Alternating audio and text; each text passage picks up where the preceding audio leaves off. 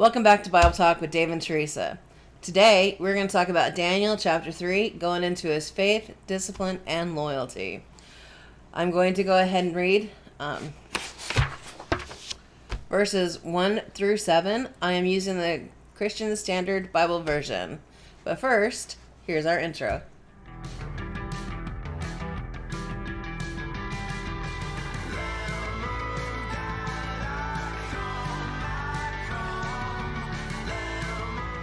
King Nebuchadnezzar made a gold statue 90 feet high and 9 feet wide. He set it up on the plain of Dura in the province of Babylon. King Nebuchadnezzar sent word to assemble the satraps, prefects, governors, advisors, treasurers, judges, magistrates, and all the rulers of the province to attend the dedication of the statue of King Nebuchadnezzar had set up. So the satraps, prefects, governors, advisors, treasurers, judges, magistrates, and all the rulers of the province assembled for the dedication of the statue the king had set up. Then they stood before the statue Nebuchadnezzar had set up. A herald loudly proclaimed to people of every nation and language, "You are commanded, when you hear the sound of the horn, flute, zither, lyre, harp, drum, and every kind of music, you are to fall face down and worship the gold statue that King Nebuchadnezzar has set up. But whoever does not fall down and worship will immediately be thrown into a furnace of blazing fire." Therefore, when all the people heard the sound of the horn, flute, zither, lyre, harp, and every kind of music, people of every nation and language fell down and worshipped the gold statue that King Nebuchadnezzar had set up. The first thing we're noticing is that we just got done with chapter 2, talking about what King Nebuchadnezzar had that dream and what that dream meant. Now remember, the statue in his dream, he was the head of gold. And now he's building a statue filled with gold. I speculate that the size of the statue was the same thing of what he saw in his dream, or what his mind saw in his dream, of how big and tall it was. But I'm not sure. How long is how tall is the obelisk in DC? DC? I'd have to look. But I do know that anything with like obelisk, that's actually worshiping a different god, and we all know that if it's not the god of heaven, then they're worshiping either fallen gods or created.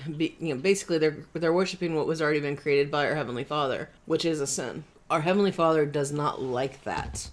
Talking about the Washington Monument, 555 feet tall. Okay, so that's taller than. Oh wait, yeah. Yeah. Yeah, this is roughly 90 feet, so you're looking at like a gold statue 9 stories high. Which is still pretty tall. Still pretty big. You're looking up. That makes me think that like King Nebuchadnezzar is looking at himself as like he believes he is a god. Oh yeah. Because he's making people look up at him and then bow down to him. That is what you do for God. Yeah, and that was very popular in the Middle East and even in Asia. The living God. Mm-hmm. But yeah, any remnants of his humility back in chapter 2 when he bowed down before Daniel and "Your God is awesome, Daniel," that's gone. Yeah. Gone. Mm-hmm, mm-hmm. But we also noticed in chapter 2 that we explained the metals. They meant something back then as well. That's why they were different types of metals for each indication of which empire is going to take over.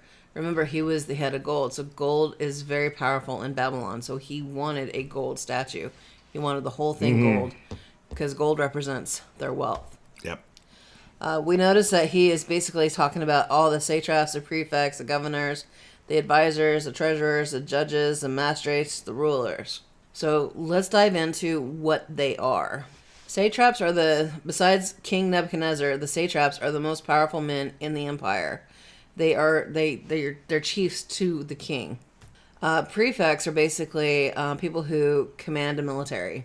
Governors are underneath the prefects and the satraps, but basically what they do is they're leaders of the civil government, but they're also leaders of like the lower powered versions of the satraps. Advisors are a good example. Would be like Daniel and his friends, because in chapter 2 we saw that Daniel became an advisor to King Nebuchadnezzar, and he asked that his friends would also serve in the palace, because they all were a part of that dream. They were all prayed and made sure that they got the interpretation. So Daniel and his friends are considered an advisor. Treasurers, we know, are actually responsible for the public finances. That hasn't died out yet. We still use them to this day in every government agency that we see, state, federal, Even in your own businesses, you'll see treasurers for your businesses because they have to understand what's going on with what you make, where it's going out. They're actually responsible for a lot of bookkeeping. Judges are self-explanatory. They're the ones who decide your fate. If you broke the law, they're the ones that decide what your punishment's going to be. And hopefully they're righteous and just. But lately we have been seeing a lot that have been bought and paid for. And that's where we just got to trust God. Magistrates are actually magicians in Babylon. And they actually considered Daniel to be a magistrate because he was filled with exceptional wisdom and the ability to interpret dreams. We know that this was actually from God, but they have yet to accept God as God. So they just consider him a magician. Where Daniel knows it's just because he's a godly man. And then we have rulers, and those I would just kind of like put like our governors. You know, those are our governors in our states. That's kind of like the easiest way to kind of put it. They're rulers of like a province. You also notice that King Nebuchadnezzar basically commanded that they fall face down when they hear music. I don't know about other countries. I just know about America because that's where we live. And we don't really fall face down to worship. But what we end up doing is we comply. That's their idea of worship. A good example would have been like the pandemic that broke out in 2020. A lot of people allowed fear to take control over them. So they ended up complying to what people would say that you needed to do. Wear a mask. Get vaccinated. Without asking the questions, how is a mask going to prevent smaller particles to get into me? How is a mask going to prevent what God has already created for herd immunity as we get through it? Why are people panicking so bad about COVID when the Spanish flu was much, much worse? Mm-hmm. So they just allowed fear to get to them too much. And I mean, my husband and I have a funny example. Even my family, because they're not godly, I love them, but they're not godly, allowed fear to get to them in the very beginning. I remember talking to my sister and telling her, she's like, she wanted me to take it like fearfully. And I told her, that's not what God gave us. God didn't give us a spirit of fear. He gave us the spirit of love. She got so mad at me and said that because I'm not taking it seriously and I'm not fearing it the way I should, she won't speak to me. And she hung up on me. We laughed because we knew it was fear, and, she would come back, and she did. She finally realized what was actually happening.